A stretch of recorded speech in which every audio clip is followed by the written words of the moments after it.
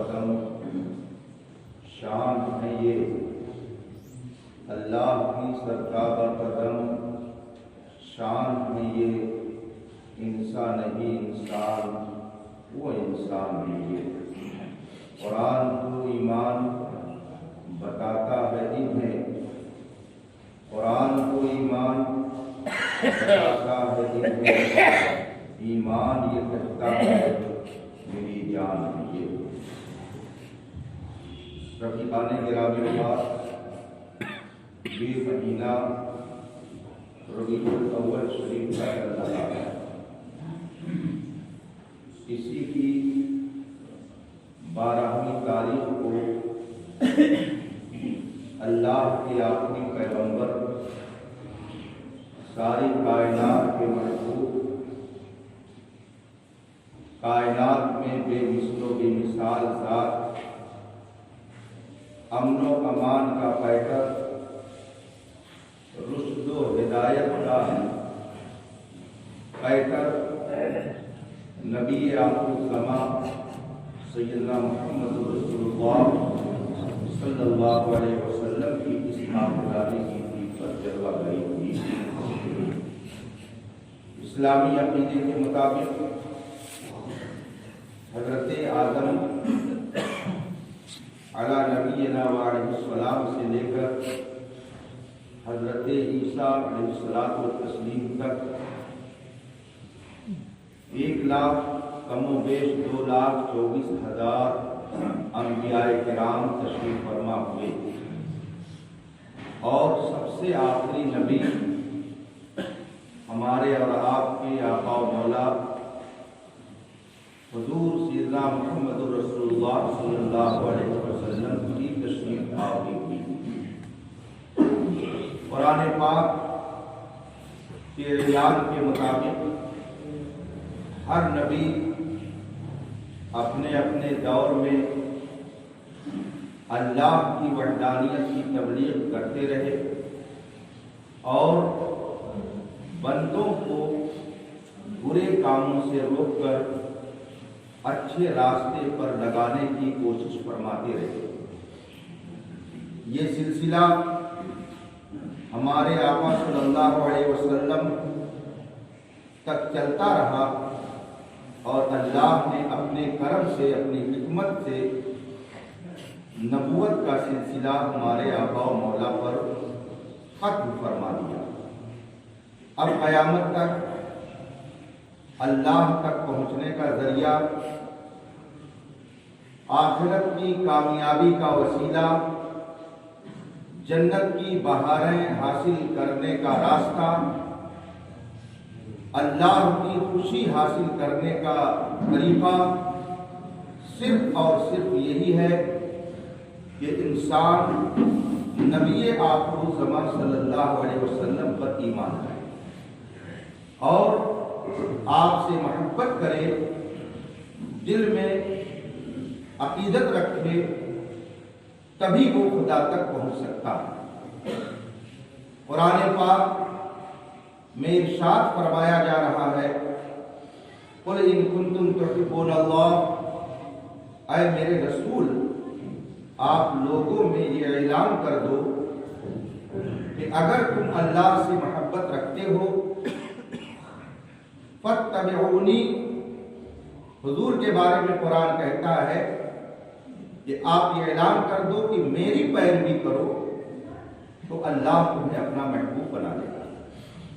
گویا خدا کا جو محبوب بننا چاہے اس کے لیے ضروری ہے کہ وہ پہلے اپنے دل میں رسول پاک کی محبت پیدا کرے۔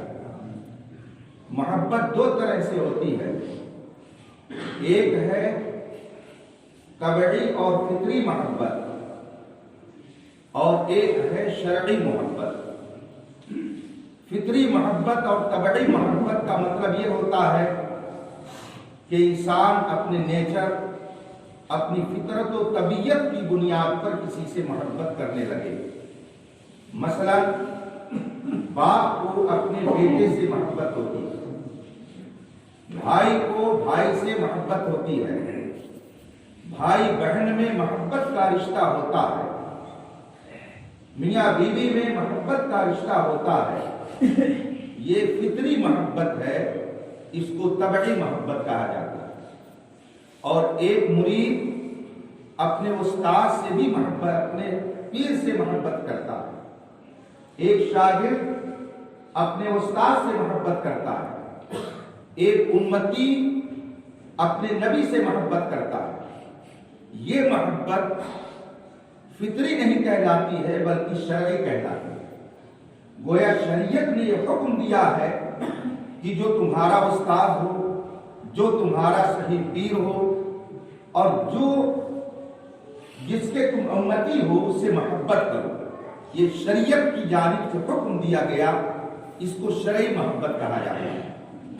اگر کوئی کسی سے طبعی محبت رکھے اور شرعی محبت نہ رکھے تو ایسی صورت میں وہ کامیابی تک نہیں پہنچ سکتا۔ مثلا رسول پاک صلی اللہ علیہ وسلم کے چچا ابو طالب رسول پاک سے بہت محبت کرتے تھے، انہیں ہر درجہ رسول پاک سے عقیدت و محبت تھی، اور مکے میں اگر کسی کے بارے میں سن لیتے کہ اس نے رسول پاک کو کچھ کہا ہے تو فوراً اس کا جواب دینے کے لیے آپ تیار تھے۔ آپ کی اسی محبت کی بنیاد پر مکے کے لوگوں نے 3 سال تک آپ کا بائیکاٹ کر دیا، اور ابو طالب اپنے کنبے کے لوگوں کو لے کر ایک پہاڑی میں رہے۔ 3 سال تک ان کا سوشل بائیکاٹ کیا مکے کے لوگوں نے، اس کو انہوں نے گوارا کر لیا، لیکن رسول پاک کا ساتھ چھوڑنا انہوں نے گوارا نہیں کیا۔ مگر ان کی یہ ساری محبت نبی ہونے کے اعتبار سے نہیں تھی بلکہ بھتیجا ہونے کے اعتبار سے تھی، کہ میرے بھائی عبداللہ کے یہ بیٹے ہیں اور آمنہ کے لفظ جگر ہیں، میرے والد عبد المطلب کے پوتے، تو ان کے اندر جتنی بھی محبت تھی وہ سب فطری اور طبعی تھی۔ بھتیجا ہونے کے اعتبار سے، اپنے گھر کے ایک فرد ہونے کے اعتبار سے، نبی ہونے کے اعتبار سے انہوں نے محبت نہیں کی۔ اسی لیے وہ جب دنیا سے گئے تو حالت کفر میں گئے۔ فطری محبت کامیابی کا زینہ نہیں بن سکتی ہے، شرعی محبت انسان کو دنیا اور آخرت میں کامیابی کا درجہ عطا کرتی ہے۔ جو فرمایا گیا ہے کہ نبی سے محبت کرو، اس محبت سے مراد شرعی محبت ہے، یعنی شریعت نے جو اصول بتا دیے ہیں نبی سے محبت کرنے کے، اس کے مطابق اپنے نبی سے محبت کرو۔ اگر نہیں کرو گے تو تم کامیاب نہیں ہو سکتے۔ دنیا کے ہر فرد کے لیے قرآن کا اعلان ہے، اگر تم اللہ سے محبت کا دعویٰ کرتے ہو تو نبی آخر الزماں کو اپنا محبوب بناؤ۔ اس زمانے میں جب رسول پاک صلی اللہ علیہ وسلم نے مکہ مکرمہ سے اللہ کی وحدانیت اور اپنی رسالت کا اعلان کیا تو کئی طرح کے لوگ تھے۔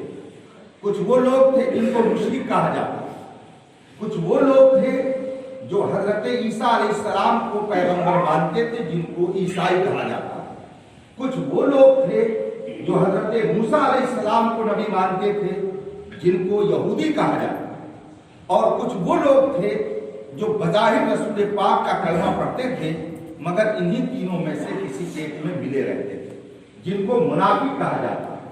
یہ سب اس زمانے میں موجود تھے۔ یہودیوں نے دیکھا کہ رسول پاک صلی اللہ علیہ وسلم کا دین روز بروز بڑھتا جا رہا ہے، تو انہوں نے رسول پاک کے خلاف سازش شروع کی، قتل کا ارادہ کیا، بلکہ ہر اعتبار سے رسول پاک صلی اللہ علیہ وسلم کو اس دنیا سے ختم کرنے کا معاذ اللہ رب العالمین پلان بنا۔ ابو جہل کی دشمنی آپ سب کو معلوم ہے، اس کا ایک دوست تھا، یمن کا رہنے والا تھا، جس کا نام حبیب تھا۔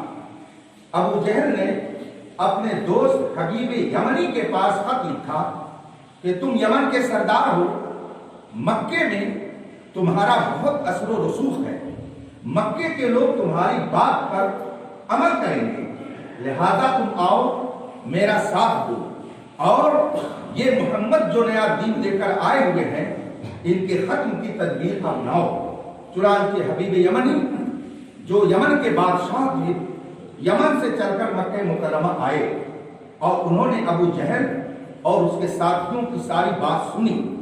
اس کے بعد میں کہا کہ میں ایک فریق کی بات سن کر کے کوئی فیصلہ نہیں کر سکتا، میں ذرا محمد عربی کی بات کو بھی سن لوں، وہ کیا تعلیم دیتے ہیں، وہ کس چیز کا دعویٰ کرتے ہیں اور ان کا کہنا کیا ہے، ذرا اسے بھی میں سن لوں۔ حبیب یمنی اپنے گروپ کو لے کر رسول پاک صلی اللہ علیہ وسلم کی خدمت میں حاضر ہے۔ اللہ کے رسول جلوہ فرماتے، نہ کوئی شاہانہ کرو فرق، نہ کوئی تخت و تاج، سادہ زندگی گزارنے والی کائنات کی وہ عظیم ہستی تشریف فرماتی۔ حبیب یمنی اپنے ساتھیوں کے ساتھ پہنچ گیا رسول پاک کی خدمت میں اور جا کر بیٹھ گیا، مگر رسول پاک کا روب اس پر اتنا طاری ہوا کہ وہ گفتگو کرنے کی جرات نہیں کر سکا، اس کی زبان سے کچھ نہیں نکل رہا تھا۔ آقا صلی اللہ علیہ وسلم نے خود ہی ارشاد فرمایا، بتاؤ کیا معاملہ ہے، کس لیے آئے ہوئے ہو؟ اب حبیب یمنی کہتا ہے کہ میں یمن سے آیا ہوا ہوں، میرا نام حبیب ہے، یہ معاملہ ہے، میں نے یہ سنا ہے کہ آپ نبوت کا دعویٰ کرتے ہیں، تو کیا واقعی آپ نے رسالت و نبوت کا دعویٰ کیا اور آپ یہ کہتے ہیں کہ میں اللہ کا نبی ہوں؟ میرے آقا صلی اللہ علیہ وسلم نے یمن کے حاکم سے فرمایا، ہاں میں نے یہ اعلان کیا ہے کہ خدا ایک ہے، میں اس کا نبی ہوں، میں نے نبوت کا دعویٰ کیا اور میں ابھی بھی کہہ رہا ہوں خدا ایک ہے، اس کے علاوہ کوئی عبادت کے لائق نہیں اور میں اس کا سچا رسول ہوں۔ حبیب یمنی نے جب یہ دعویٰ سنا تو کہتا ہے کہ کیا آپ کے اس دعوے کی کوئی دلیل بھی ہے، آپ کوئی دلیل دے سکتے ہیں؟ رسول پاک صلی اللہ علیہ وسلم نے ارشاد فرمایا، بے شک میرے پاس اس کی دلیل ہے، تم کیسی دلیل چاہتے ہو؟ اس نے کہا، یہ سامنے جبل ابو قبیس ہے، جو حضرات حج کر کے آئے ہوئے ہیں، مکہ مکرمہ کی زیارت جن کو نصیب ہوئی ہے وہ جانتے ہوں گے، حرم شریف کے بالکل پورب اور دکن کے کونے پر ایک پہاڑ ہے، اس کو جبل ابو قبیس کہا جاتا ہے۔ حبیب یمنی نے کہا، میں چاہتا ہوں کہ آپ میرے ساتھ جبل ابو قبیس پر چلیں اور وہیں آپ اپنا ثبوت پیش کریں۔ رسول پاک صلی اللہ علیہ وسلم نے فرمایا، چلو چلتے ہیں۔ چنانچہ ایک گروپ لے کر شام کے وقت ابو جہل کے ساتھ اب حبیب یمنی جبل ابو قبیس پر رسول پاک کے ساتھ جا رہے ہیں۔ ایک قافلہ ساتھ میں ہے، رسول پاک کو اپنی رسالت کی گواہی دینی ہے، رسول پاک کو یہ پروف کرنا ہے کہ میں اللہ کا نبی ہوں، اللہ نے مجھے نبی اور رسول بنا کر بھیجا۔ اب جب جبل ابو قبیس پر یہ سب پہنچے، رات ہو گئی اور چاند طلوع تھا۔ اس وقت حبیب یمنی نے ابو جہل سے مشورہ کرنے کے بعد کہا کہ میں یہ چاہتا ہوں کہ آپ ایسا پروف پیش کریں کہ جو زمینی نہ ہو بلکہ آسمانی ہو۔ میرے آقا صلی اللہ علیہ وسلم کے بارے میں وہ سوچتا تھا کہ آسمان پر ان کی حکومت کیسے چلے گی، انسانوں کو یہ بلا سکتے ہیں، جانوروں کو ہانک کر کے اپنے پاس کر سکتے ہیں، مگر آسمان پر ان کی حکومت کیسے چلے گی؟ اس غرور میں حبیب یمنی نے کہا کہ میں یہ چاہتا ہوں، چاند طلوع ہے، اگر آپ اللہ کے نبی ہیں تو ثبوت میں یہ چاہتا ہوں کہ چاند کے 2 ٹکڑے کر دیں۔ رسول پاک صلی اللہ علیہ وسلم نے انگلی کا اشارہ فرمایا اور چاند جبل ابو قبیس کے 2 طرف ہو گیا۔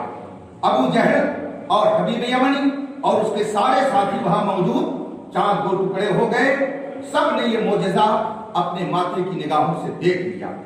اب حبیب یمنی کہتا ہے کہ مجھے ایک پروف تو مل گیا، آپ نے جو ثبوت دیا میں اس کو تسلیم کرتا ہوں، مگر میں ایک ظاہری ثبوت کے علاوہ اندرونی ثبوت بھی چاہتا ہوں۔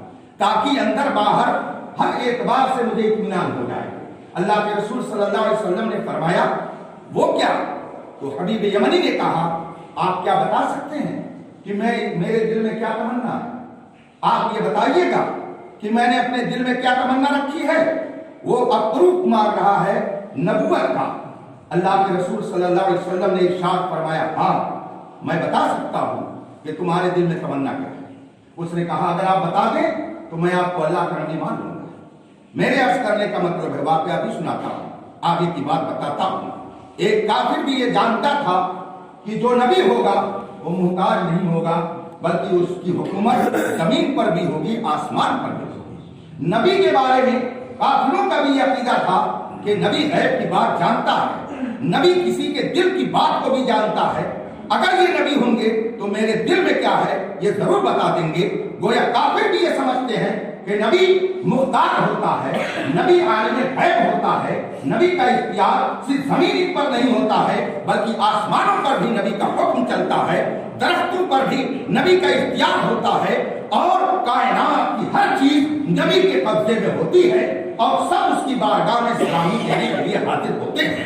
اعلیٰ حضرت فرماتے ہیں چاند شب ہو، پیڑ بولے، جانور سجدے کریں، بارک اللہ مرجع عالم یہی دربار ہے۔ رسول پاک صلی اللہ علیہ وسلم کی ذات وہ ہے کہ کائنات ان کی بارگاہ میں سلامی دینے میں فخر محسوس کرتے ہیں۔ حبیب یمنی نے جب یہ کہا آپ بتائیے میرے دل میں کیا ہے، میرے آقا صلی اللہ علیہ وسلم نے ارشاد فرمایا بتاؤں؟ کہا ہاں آپ بتائیں۔ اللہ کے رسول صلی اللہ علیہ وسلم ارشاد فرماتے ہیں اے حبیب یمنی تیرے گھر پہ تیری ایک بیٹی ہے اور وہ فارغ زدہ ہے، چلنے پھرنے سے معذور ہے، تو یہ چاہتا ہے کہ وہ ٹھیک ہو جائے، یہ تیرے دل کی تمنا ہے۔ جو ہی رسول پاک نے یہ فرمایا حبیب یمنی جو یمن کا حکمراں تھا اور مکے کے لوگوں کو رسول پاک کی غلامی سے روکنے کے لیے آیا ہوا تھا، پڑھتا ہے لا الہ الا اللہ محمد رسول اللہ، یہ جھوٹا نہیں ہے، یہ یقیناً اللہ کا نبی ہے، اس لیے کہ جس کی حکومت آسمان پر چلے، جس کی حکومت لوگوں کا دلوں پر چلے، یقیناً وہ اللہ کا نبی ہی ہوگا۔ یہ رسول پاک صلی اللہ علیہ وسلم کا جب اس نے معجزہ دیکھا کلمہ طیبہ پڑھ کر کے مسلمان ہو گیا۔ ابو جہل کا سارا پلان دھڑا کا دھڑا رکھ گیا۔ قرآن ارشاد فرماتا ہے یریدون لیطفئوا نور اللہ بافواہہم واللہ متم نورہ ولو کرہ الکافرون۔ یہ کافر چاہتے ہیں کہ منہ سے نور مصطفیٰ کو بجھا دے، نور الہی کو یہ خاموش کر دے، سورج جو نور خدا کا جگمگا رہا ہے اس کو بجھا دیں، لیکن اللہ یہ چاہتا ہے کہ اس کا نور مکمل ہو کر کے رہے۔ چنانچہ اللہ نے اپنے نور کو اس قدر مکمل کیا کہ 1400 سال ہو گئے مگر مٹ گئے، مٹتے ہیں، مٹ جائیں گے، آتا تیرے نہ مٹا ہے نہ مٹے گا کبھی چرچا تیرا۔ کائنات کے نہ جانے کتنے سورما ایسے آئے کہ جنہوں نے رسول پاک کے ذکر کو ختم کرنے کی کوشش کی اور اسلام کے اصولوں کو مٹانے کے لیے حربہ استعمال کیا، مگر وہی دھوم اب بھی ہے، ماشاء اللہ مٹ گئے آپ مٹانے والے۔ جب حبیب یمنی سفر کر کے مکے سے کلمہ طیبہ کی دولت لے کر اپنے گھر پہنچے، جب اپنے گھر پہنچے دستک دی، گھر کے اندر سے کوئی آنے والا آیا اور اس نے دروازہ کھولا۔ حبیب یمنی نے دیکھا کہ وہی لڑکی جو فارغ زدہ تھی، چلنے سے معذور تھی، صحیح و سالم ہے، اور وہ آ کر کے خود ہی دروازہ کھول رہی ہے۔ رسول پاک صلی اللہ علیہ وسلم کی بارگاہ سے فیض ایمان لے کر آنے والے حبیب یمنی نے فوراً سوال کیا بیٹی آخر تو اس طرح تو نہیں تھی، فارغ کا ڈھیر کچھ کو تھا، تم فارغ زدہ تھی، یہ ٹھیک کیسے ہو گئی؟ بیٹی کا جواب سنیے، کہتی ابو جان ایک رات میں سو رہی تھی، خواب میں نے دیکھا ایک حسن و جمال کا پیکر، ایک اللہ کا محبوب بندہ، حسین و جمیل شخص میرے خواب میں آیا اور اس نے کہا بیٹی تیرے باپ نے مکے میں اسلام قبول کر لیا ہے، تو بھی کلمہ پڑھ لے۔ میں نے خواب میں وہ کلمہ پڑھا اور جب میں نیند سے بیدار ہوئی تو میری زبان پر وہ کلمہ بھی جاری تھا اور میرا جسم سے ساری بھی موجود تھا۔ کیا اس سے پتہ نہیں چلتا ہے کہ رسول پاک مکے میں رہ کر کے یمن کے بیمار کو ٹھیک کر رہے ہیں تو یقیناً مدینے میں رہ کر کے ہم غلاموں کی بھی بلاؤں کو دور فرمائیں گے۔ اللہ تبارک و تعالی رسول پاک کے صدقے میں ہماری مشکلات آسان فرمائے۔ دنیا میں لاکھ طرح کے لوگ ہیں مگر حقیقت میں خدا تک وہی پہنچے گا جسے رسول پاک کی سچی محبت حاصل ہوگی۔ قرآن کا اعلان ہے قل ان کنتم تحبون اللہ فاتبعونی یحببکم اللہ، اگر تم چاہتے ہو کہ خدا تجھے اپنا محبوب بنائے تو رسول پاک کو تم اپنا محبوب بنا لو، خدا تجھے اپنا محبوب بنا دے گا۔ اللہ تبارک و تعالی ہمیں اور آپ کو رسول پاک کی سچی محبت عطا فرمائے۔ جس کے دل میں رسول پاک کی محبت نہیں، کیا ہے شعر سنیے، ذکر الہ کیا ہے، محبت حبیب کی۔ ابھی ہم اور آپ نماز پڑھیں گے، نماز کے آخری حصے میں جب ہم تحیات پڑھیں گے تو التحیات للہ والصلوات والطیبات السلام علیک ایھا النبی سب پڑھیں گے۔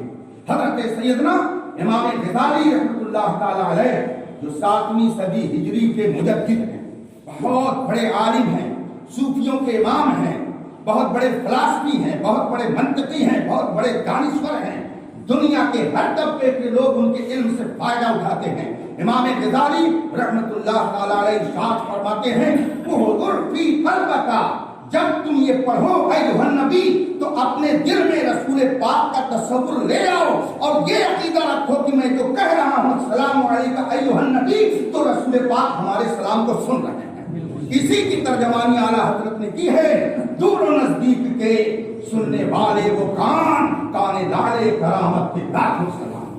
آدمی جب دشمنی سے ہار جاتا ہے تو اوچھی حرکتیں کرتا ہے، غلط پروپیگنڈے کرتا ہے، اپنی بھڑاس نکالنے کے لیے پتہ نہیں کیا کیا کرتا ہے۔ اسی طریقے سے فرانس کے ایک ناہنجار نے جل بھن کر کے رسول پاک صلی اللہ علیہ وسلم کی شان میں گستاخی کر کے یہ سوچا کہ ہم توہین کر دیں گے تو ان کا رتبہ گھٹ جائے گا، لیکن شاید انہیں نہیں معلوم ہے تو گھٹائے سے کسی کے نہ گھٹا ہے نہ گھٹے، جب بڑھائے تجھے اللہ تعالیٰ تیرا۔ رسول پاک صلی اللہ علیہ وسلم کو ہماری ضرورت نہیں ہے بلکہ کائنات کو رسول پاک کی ضرورت ہے۔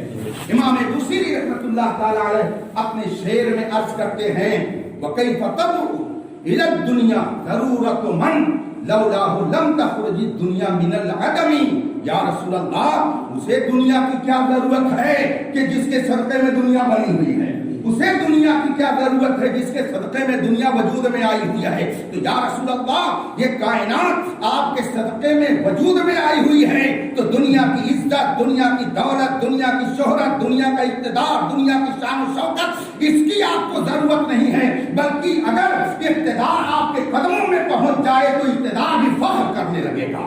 اگر شان و شوکت آپ کے قدموں کا بوسہ لے لے تو شان و شوکت خود فخر کرے گی کہ میں مصطفیٰ کے قدموں کا بوسہ لے رہا ہوں۔ تو کسی کے گھٹانے سے رسول پاک کی نسبت گھٹ سکتی ہے، نہ ان کا رتبہ کم ہو سکتا ہے، اس لیے کہ جو اللہ کا محبوب ہو، پوری کائنات جس کو اپنا رسول تسلیم کرتی ہو، کسی کے گھٹانے سے اس کا رتبہ کبھی نہیں گھٹ سکتا۔ بس شرط یہ ہے کہ ہم اور آپ سچے دل سے نبی سے محبت کریں، اور اگر کوئی توہین کرتا ہے، اگر اسلامی مملکت ہو، احکام اسلامیہ جاری ہوں تو اس کی سزا اتنی سخت ہے کہ اس کو دنیا میں رہنے کا حق نہیں ہے، اور اگر اسلامی حکومت نہیں تو پھر اس سے نفرت کرنا یہ مسلمانوں کے اوپر لازم ہے۔ قرآن پاک، حدیث طیبہ، احادیث طیبہ سے یہ سارے احکام بھرے ہوئے ہیں۔ جو رسول پاک کے گستاخ اور دشمن ہیں ان سے نفرت کیجئے، اور جو رسول پاک سے محبت کرتے ہیں ان سے محبت کیجئے، یہ شرعی محبت ہے۔ اللہ تبارک و تعالی ہم سب کے دلوں میں رسول پاک کی سچی محبت عطا فرمائے اور ان کے نام پر مر مٹنے کا ہمیں جذبات عطا فرمائے۔ جان ہے عشق مصطفیٰ روز فزوں کرے خدا، جس کو ہو درد کا مزہ نازے دوا اٹھائے کیوں۔